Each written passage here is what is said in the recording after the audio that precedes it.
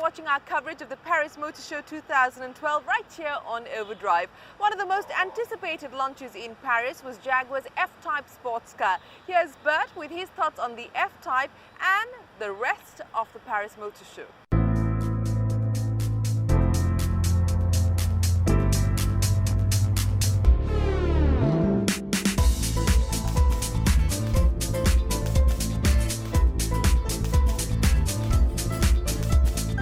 Renault has been making news in India over the past year with a spate of launches and the recent success of the Duster. But it's here in Paris that the real breadth of the Renault product portfolio becomes apparent. Renault has just unveiled the new looking Clio, and it's available in the hatchback, the Estate and the sportier RS version, but none of these cars are going to be coming down to India. What Renault is going to focus in India is on consolidating their market position over the next couple of years and of course expanding their dealer network. After that, the focus is going to be on the A segment car, but to tell us more about that project, here's the CEO of Renault, Carlos Tavares.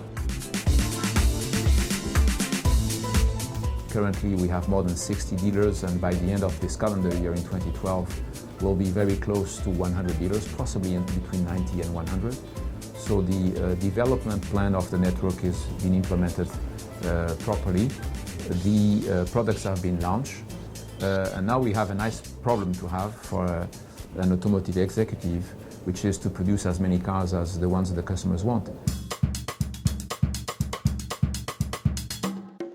The other major French manufacturer, Peugeot, made a big splash at the Indian Auto Expo in January, announcing plans for a factory in Gujarat as well as a product lineup for India. But with the company facing a sales slowdown in Europe, those plans are on hold indefinitely. So proceedings at the Peugeot stall had a distinctly European flavor, like the new Onyx concept. Now the Onyx is an exotic supercar. It uses several exotic materials, especially copper, which, well, no other manufacturer has ever used before, and of course carbon fiber. Now this isn't a concept, it's a working model, and on its tests, well, it ran to about 180 kilometers per hour. Now there are several design lessons that are going to be taken from this and inculcated into the rest of the cars from Peugeot, but I don't think we're going to see any of them anytime soon.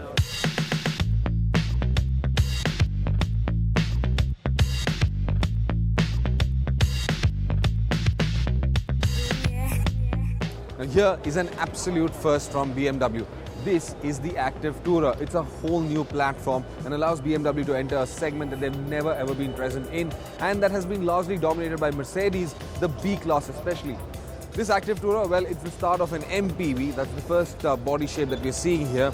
And among the many other firsts, what this car also has is a 3-cylinder petrol engine. Yes, we haven't seen many of these 3-cylinder petrol units around the world, but what the Active Tourer promises to do is keep and ensure the same levels of efficiency and refinement as compared to any other BMW 4-cylinder or 6-cylinder engine.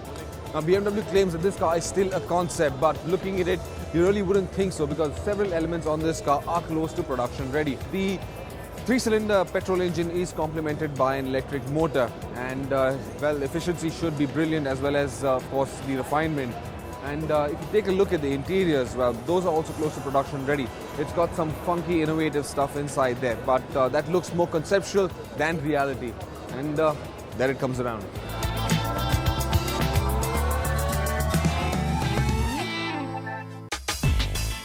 With the halls filled with exotic examples of metalwork, we move to the GM exhibit to find a vehicle that would be right at home on Indian roads.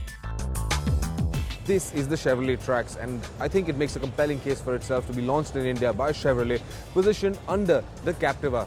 Now, it's a fairly shorter SUV, it's a compact SUV, yet it's a very nicely styled SUV, very stylish on the inside and the outside. It's about 4.24 meters in length, so it will not escape the excise duty benefits. But it's got a range of petrol and diesel engines. It should be efficient, economical, and of course fun to drive. Definitely a very attractive SUV to look forward to. This is Volvo's V40 Cross Country, and the big news is that Volvo intends to launch this vehicle in India pretty soon. March 2013 is when they intend to unveil it and introduce it in our market. Now, the big news about this car is that it's a fairly large hatchback, but the suspension has been raised to give it adequate ground clearance so that it finds itself compatible to Indian conditions, and especially third world markets where roads are not, well, what it is like in Europe. Now, there will be a choice of both petrol and diesel engines on offer, along with an automatic transmission. And of course, this will also have the XE badge in it, which means you will get four-wheel drive. It's a very promising car, and seeing the latest slew of cars from Volvo like the S60 and the XC60, we're pretty excited about this coming home. The English corner at Europe's premier motor show was dominated by Jaguar Land Rover. While Paris was the official coming out party for the all-new Range Rover, now completely built in aluminium and sporting a series of ultra-efficient power plants, the cynosure of all eyes was the stunning new Jaguar F-Type.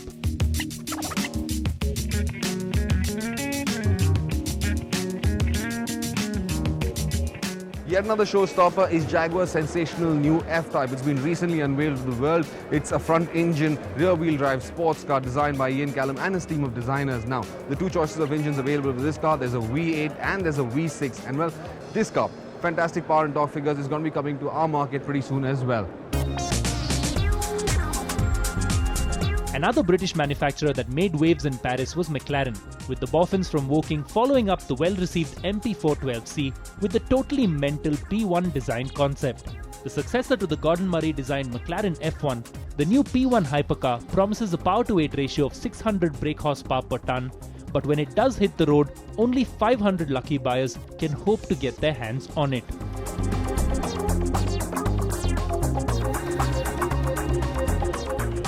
Now, I may not sound very excited and optimistic, but then this is despite me standing in, well, a hall surrounded by Ferraris and what is possibly the next generation, the F1 carbon fiber derived chassis for the next generation, Enzo. So that's because Paris on the whole has been a bit disappointing. The cars here aren't very inspiring. I was expecting a lot more, especially India specific, but well, that hasn't happened.